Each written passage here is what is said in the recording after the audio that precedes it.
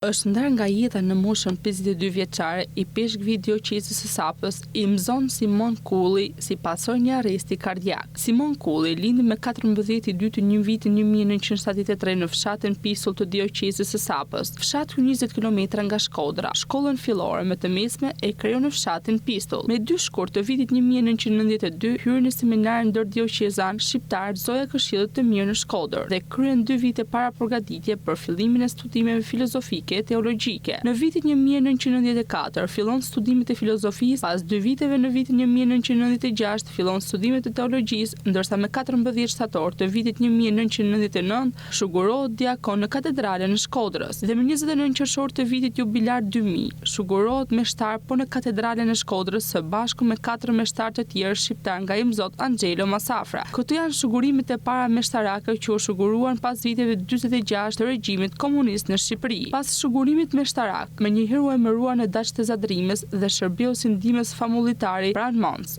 Injac Demës, e njëkohësisht ishte edhe sekretari i peshkëve të dioqezës në Sapës, në atë kohë Imzot Dot Gjergji, në Dajç shërbeu që nga viti 2000 deri në vitin 2002. Në vitin 2002, Dom Simoni emërohet kancelar dioqezan i Sapës. Prej vitit 2006 deri në ditët e sotme, ushtron detyrën e famultarit të katedrales Shën Tereza e Kalkutës, Vau i Dejes. Nga viti 2001 deri në vitin 2012 kreu detyrën e drejtorit të Caristanit dioqezan të Sapës. Nga viti 2010 deri në 25 maj, ushtroi detyrën e delegatit të Caristasit dioqezan dhe detyrën e viktarit